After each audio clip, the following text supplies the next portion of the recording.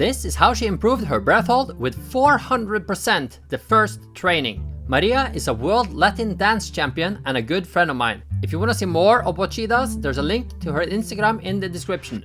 Remember, never hold your breath underwater alone, that can be very dangerous. Maria has never tested how long she can actually hold her breath underwater. So before we started, we did a test to see how long she managed to hold her breath. And she did 35 seconds. Most people I tried this with usually do between 20 seconds and 1 minute and 30 seconds. There is a lot of factors playing a role in how long you're able to hold your breath first time underwater. Here are some of them. 1. How used you are to the water. Some people get stressed when they get water in the face, and getting stressed uses a lot of oxygen.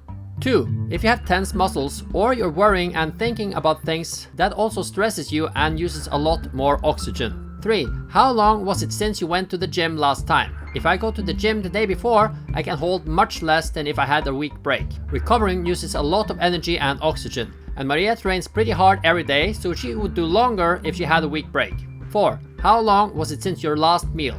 If you eat right before, you will not be able to hold so long because you have a full stomach that pushes against the lungs and diaphragm, and digesting food uses oxygen. For me, ideally is waiting 8 hours after the meal or doing it in the morning before I have breakfast. 5. Holding breath underwater is usually a new feeling for the body to get used to. Many people will do a lot better the second time they try, even if it goes weeks in between the first training and the second one, just because the body is more relaxed in a situation it has been in before. 6. An untrained person who is able to relax will be able to hold much longer than a fit person who is stressed. But a fit person will usually have a lot more progress and progress faster with some training. Let's look exactly at what I did to make Maria improve her breath hold with 400% in about 30 minutes.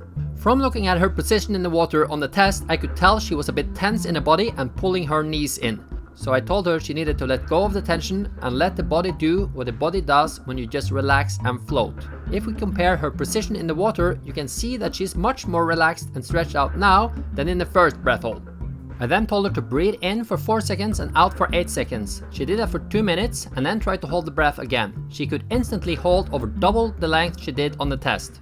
We repeated this 3 times with 2 minutes of breathing in between each breath hold. And every round she could do longer. You can never hold maximum the first round. You need to do some warm-up rounds to prepare your body to hold the breath for a long time. I saw that she was ending her breath hold as soon as she was getting diaphragm contractions, and I explained to her that the diaphragm contractions are triggered by the buildup of CO2 and does not come from the lack of oxygen. Contractions is the diaphragm contracting and trying to make you breathe, and it can be very stressful and feel suffocating if you don't know what it is. For me, contractions come about halfway through the breath hold. We then did one more warm-up round before she was breathing for 3 minutes and did the maximum test again. In the end, she did 2 minutes and 23 seconds, which is 400% improvement from the first round, which is very good. And I think she could do much longer than this, because when we did this, it was a lot of people in the pool and it was very distracting and almost impossible to completely relax. Please let me know in the comments if you like videos like this and what other things you would like to see on this channel. Have a nice day.